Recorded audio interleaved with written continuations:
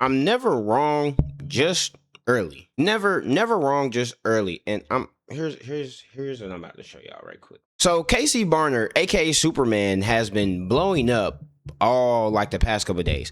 I live in Georgia. I actually did a spring tour where I went to McEachern High School and I explored the whole team. I went through the whole team, and you can go check that out on my Instagram if you want to at tlowe Bitboss.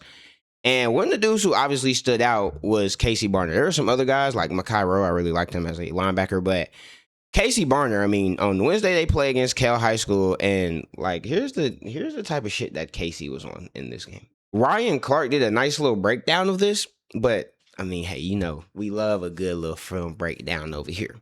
So Casey's trying to look in the backfield to see what's happening. He communicates to whatever defender over there that he has, whoever, or like something that like he's going in motion. Once the motion happens, he's communicating to his defender. I guess that's what they do. Pat on the back of their head. And this is some high level stuff just to let him know that, hey, like you got the dude in the motion. I have whatever comes deep. Right. And as we can see right here, the motion dude just runs in the flat. So that way Casey doesn't have to come all the way down. So instead, number one just stays down because he's already down there. But I mean, this is still a pretty considerable distance, right? If he's running straight, Casey hasn't even turned his body yet to get like down to like match him, basically, to be able to cover him. But I mean, as we all know, like this is his man. Like he has to recover this, and the quarterback takes full advantage of it because I mean, if we're being honest, bro, like if you seen a safety looking like this while your receiver is running full speed, you would probably throw the ball too. Quarterback throws the ball, and first off, holy shit. What type of burst is this? Look. What type of burst is this? What type of, bro? Look at this. I mean, within like 2 steps, he's already where he needs to be. He gets the pick, gets the interception, like does a decent little return, and yeah, I mean that is pretty goddamn impressive. Now, I mean, Georgia, we're a high school football type of state, so like. Like this is not new to me. Like this type of stuff that I'm seeing is not new to me, but it's still impressive regardless because like to see someone who's like in the 2028 class, bro, this dude is 16. To be able to make plays like this at a high level is impressive. That brings me to my next point. Shout out Casey Barner though. We need boundaries, bro. Today, the NCAA was able to get a victory after a Colorado Court of Appeals had granted like athletes who basically like graduated in 2022 at 5th year of eligibility. And the NCAA, they corroborated, I guess, by saying that 2022 athletes, they can no longer like come into the transfer portal and play and get that 5th year eligibility. And I personally like this because as soon as this shit broke that they could do this, I mean, we saw all types of guys just sitting up here and like trying to get back in the portal. Like you were in the NFL. I'm gonna be real, bro. If I was in the NFL, I would never ever do no shit like this. You were in the NFL and you are sitting up here like actually like gonna go back to college. Listen, man, listen. Everybody's not meant to be a football player, gang. I played football in high school. Okay. I was on a pretty decent team. Played for Lee County High School. Okay. I knew that I wasn't going to make it to college. After a certain point, like you just know, you're not going to make it to college. You're not going to make it to NFL. I knew it, bro. And it was okay. I tapped into other things. That is why I'm here in front of this camera with you guys right now. But I knew that early on. And the reason why I hate it even got to a point where another court had to sit up here and had to like basically say, yeah, no, what that other court said is wrong. Like we're not going to allow 22 athletes who no longer have that 5th year eligibility to come back. Like, yeah, duh. We need to have boundaries in this college sports type of deal. Football and basketball. The transfer portal, the rules around the transfer portal are really, really difficult because you let these 5th year guys, these old ass dudes who have been in college since 2020, and some people have been in college since before COVID. You let them stay in college for so long, that ruins opportunities for a guy like a Casey Barner. I mean, now Casey Barner is 1-1. Like he's probably going to pop wherever he goes. That's why he's one of the most sought after recruits in the entire nation.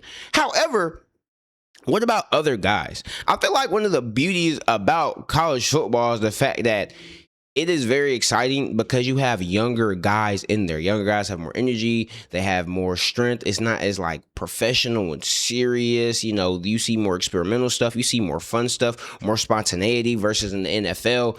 That's the type of stuff you're going to see in college football. And a lot of that comes with the youthful joy and energy that is brought into the sport. But if you're going to let somebody who goddamn is 27, 28, somebody who has played real NFL snaps, like into the league, like that's insane, bro. I remember growing up, and it was like, yeah, if you get paid, you are a professional, you can no longer play college sports. That was like the standard when I was growing up, what I was told, whether it was NFL, NBA, track, swimming, like fucking water polo, bro. As soon as you start to get bread off of your stuff, it's grits for you. Like it's curtains. You are no longer allowed to play college sports. Now, I think players should get paid, and that's why I'm not even mad at the whole NIL thing. Like, yes, get your bread, bro. Like, trust me, I think players should get paid if they are playing. I mean, I understand the free scholarship and everything, but you have a likeness. They're making millions of dollars off of your likeness, bro. Get your bread for sure. But I mean, I think if you go to the NFL, I think if you have not been injured, I think if you haven't had any like catastrophic event that forced you to sit out a year, whether you was red shirt, whether it was, you getting injured, any of those things, twin, you got 4 years. You got 4 years, and we'll give you one extra year if that thing happens. We need to get back to that because, I mean, thank God, like I said, thank God that this thing happens. Thank God that this thing happens to where, like, they have, ruled all of that stuff, like, ineligible. But, gang, first of all, do you not have shame for doing shit like this? That's the first thing. But we can't have shit like this. We cannot have stuff like this. And it's the same issue in college basketball as well. You have a bunch of players who will enter the transfer portal who are old as hell, and they are playing on all these different teams. And, hey, bro, the biggest, and the college football season is coming up. So, this is kind of perfect timing. But these rules and regulations have to be strictly enforced and put in by the NCAA. I don't know why they wouldn't do it. Maybe there is some reasonings out there as to why they would not and have not done it yet. But, I mean, shit, I don't want to see no 25 and 26-year-olds out here hooping, bro. I really don't, gang. Nigga, go to the league, go to a league, or just, bro, just come work corporate. Just go to work corporate or find something to do that is not professional sports. I promise you it's okay. You are not in college anymore. Leave! Please, goodness gracious. You think I don't want to see a guy like a Casey Barner sit up here and just fucking hoop in the what is he in high school and go to the college and be this true freshman and he's just amazing? Like, bruh, you don't think I want to see that shit, gang? I do want to see that, but you make it really difficult. You make it really hard for stuff like that to happen when you are just constantly bringing in guys who are old as hell. And I get it. You want to win. It's a competitive advantage. And I mean, one thing that I have grown to understand is, hey, if it's legal and they're giving you a competitive advantage, then you take it, right? If you want to win, that's just a thing. Not to say you should go too far and put your morals and ethics aside, because I wouldn't do no shit like that. But yeah, if you want to win, do that. So Indiana has a team last year that's older and stuff like that, for sure. They have transfers and everything, for sure, bro. It's not illegal, but that's why I'm calling out the NCAA, and that's why I'm glad they did that thing they did today. Bro, you have to put some rules and regulations on this thing, bro, because if not, anarchy is going to ensue, and anarchy is currently what is happening in all of college sports right now. With no rules, no regulations, just a free-for-all, just everything that would happen. Now, naturally, what happens is, you're going to say, hey, Tyson, so, what the tlowe bit boss, what the fuck would you do? If I was, over this whole football or college NCAA shit, a couple things I would do. First thing, you get 4 years. You get 4 years of eligibility. If you get injured, if you get a red shirt, anything of the sort, we'll give you an extra year. We will give you that. But that's it. That is it.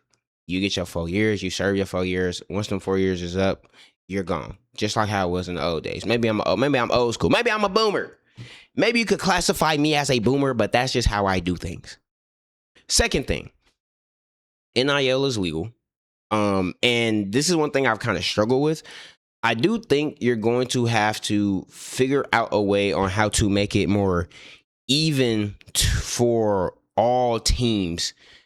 Because like, how do I say this? Like, there are certain teams that just generally aren't able to put as much money, whether it be like because of people who are buying in or anything like that. And I guess at the end of the day, that is more so in the school. Like, you just gonna have to convince your boosters and your alumni to actually put back into the school if they really want to compete. Some schools don't care about football, but some schools do. But I do like the how back in the day it literally was like, because it didn't make recruiting seem so lopsided and like where money ruled everything. And money, I mean, it's the bottom line. It's the same thing in professional sports, college sports, everything that you do. Money is the bottom line. It's the main thing a lot of people think about. But find some way to even that out, whether it's a salary cap, whether it's like putting limits on how much teams can spend, whatever, bro. Just figure out how to get that shit under control, please. Not mad at players getting paid, but I mean, let's just have some regulation. The final thing, what I said, eligibility. I said the money. There was one more thing that I really wanted to talk about that I honestly and truthfully forgot. God damn. And my final thing with these transfer rules, I love the fact that players are able to transfer freely through different colleges. I'm not mad at that. But how about we put some restrictions on this? Here's how I would play it, bro. You get one free transfer. For example, if I commit to Florida and I do 1 year at Florida and I'm like, oh, snap, Florida's not really rocking with me, I would prefer to look to transfer. I want to go to Georgia State. I want to go Georgia State. That transfer from Florida to Georgia State for me should be smooth. That right there is my free transfer, and I get to go to Georgia State and hoop. Cool, and I don't have to sit out a year. But if I get to Georgia State and it is no longer, and I'm like, yeah, I don't really like it here, I think I'm gonna transfer again. Oh, now I got to sit out a year. Now I'm sacrificing a year of eligibility, and I'm going to be left with, let's say, like, however, like if I redshirt at Florida and I lose 2 more years of eligibility after that, I got like, what, 2 years left? If I'm not mistaken, my math is correct. I lose a year of eligibility wherever I transfer. Like if I'm like, oh shit, yeah, let me go to South Carolina and hoop. All right, well, yeah, but you're at South Carolina, but you have to sit out a year. You're going to lose that year of eligibility, and I think it's that simple. I think the way the NCAA has really like gone about doing this whole like spiel is wrong. I think they have like very, very like truthfully mishandled the entire thing. When it comes to back in the day, right? And we can, I think I can pull up some older stuff, but when you think back to the BCS era, right? The BCS era, you know, 1 to 2 team, whoever's ranked there at the end of the year. That's some other changes I would like to have in college football. But hey, we can get into that later if we really are just doing a spiel on college football or college sports. But anyways, if you go back to the BCS era with college football, like back in the day, that was the thing where it was like, yeah, maybe it was OD on how strict it was, but that strict and structure and the stuff that they had set in place, it worked.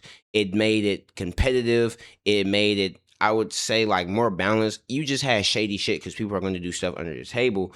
And it was OD. Like I said, bro, if your players aren't able to get gas or like buy food and you are penalizing the coach because he gives them $50 to $100 just so they can take care of themselves and feed themselves that night, that is crazy as fuck, right? And that's the type of shit they was on. I don't agree with that. I don't think that is a right thing to do at all. I think that's actually a real life story, if I'm not mistaken. Y'all give me 1 second. All right, so I was able to find a couple examples of what I was talking about. Here's the first thing. In 1988, NCAA investigation determined that University of Kansas provided prospective basketball player Vincent Askew with improper inducements worth at least $1,244 during the summer of 1986. Part of the violation was a $364 plane ticket then Jayhawks coach Larry Brown purchased so Askew could visit his dying grandmother in Memphis. When the NCAA computers inquiry, it banned Kansas, the defending national champion, from postseason play for the 1988-89 season, and it strongly considered giving the Jayhawks a 1-year death penalty, all because this dude, who is a head coach, bought one of his players a plane ticket that bro can't even afford. A $364 plane ticket. Bro is in college. He probably cannot afford to pay this much because his grandmother was dying in Memphis. And the NCAA looked at that and said, yeah, hell no. Well, y'all, not only can y'all not defend your national championship, y'all are lucky that we don't ban y'all. I mean, that we don't give y'all the death penalty for this shit. What? Another thing. This is what Rick, I don't know how to pronounce his last name. Majerus, whatever. Blah. Boom. The criminal acts of Majerus paying for buying his players' meals include a steak dinner Majerus took former star Keith Van Horn out on during his freshman year. You see, Van Horn's mother called Majerus to tell him that Van Horn's father just died and asked Majerus to break the news to him. Majerus took Van Horn to some diner to eat while Van Horn waited for his flight home and took care of the $9 bill and change. So, when I speak about the NCAA, I don't want us to go back to that. I don't want us to go back to where it is like literally, bro, like his father died and you wanted him to still sit up there and pay for his steak and eggs. It was $9 and some change. This dude paid for a $364 plane ticket for his player to go see his dying grandmother, and you was like, yeah, y'all are actually like, that's kind of messed up. You can't ever do something like that. That's OD. I don't want us to go back to that. And I'm actually glad we are past that stage because we were the NCAA was doing a lot in that era. But some of that regulation, some of that rigor has to be brought back in order for us to at least establish some type of balance within this game of like, hoops. Like not just hoops, but in the NCAA, bro. Like, I have fun watching college football, but I would be lying if I said that some of the shit that they are doing, I agree with. Like, some of the shit, we're going a bit too far, bro. Play the players, put restrictions, regulations on transfers. Let college fuck with, if you're not, don't make it a bad thing for the coach or something like that to pay for the players' meal or anything like that. Let's not be that damn strict and ignorant and not like, and be that dense to real life situations that these players are going through, because this is real life, bro. If one of my homies, or if I was a coach, one of my players passed away, like their father passed away, yeah, I'm gonna take him to get something to eat, or I'm gonna do something. And hell yeah, if I take him to get something to eat, I'm gonna pay for his dinner. I just told him his father died. Like, what the fuck is we talking about? Hello? If I have the means to provide one of my players the ability to go see their grandmother before they pass, yes, hey, bro, boom, here's your plane ticket. Simple. Go see your grandmother. We don't need to get back to that. But like, I mean, this shit that we got going on, bro, to where players feel like comfortable going into the NFL, playing minutes, maybe not making a roster, and then trying to go back to college to play football. Man, hell no, bro. No, we're not. We are not going to do that. That is not something that not like I can condone, because I really can't do shit other than speak on here about it. But we gotta get some order like going on in college, in the NCAA, in the college football. The NCAA, whatever their board is, or whatever the hell they got at the top, they're gonna have to start implementing some rules and regulations and something so we can get all of this stuff together. Because right now, where the college game is going and where it's heading, I'm just not the biggest fan of it personally. But hopefully we can get some like order and straightening on this shit, because like, I mean, hey bro, we cannot I am not going to put up and deal with this shit that they got going on right now. That shit is lame as hell, bro. But yeah, I mean, that's my think piece. We need boundaries. Shout out Casey Barner from McEachern. I'm going to another high school game tonight, so if you are tapped into my short form videos, I'm going to post them on YouTube Shorts over the weekend and stuff like that. So y'all make sure y'all tune in that. Leave a like, subscribe, comment if you have an opinion. But that's all I got. Until next time. Peace.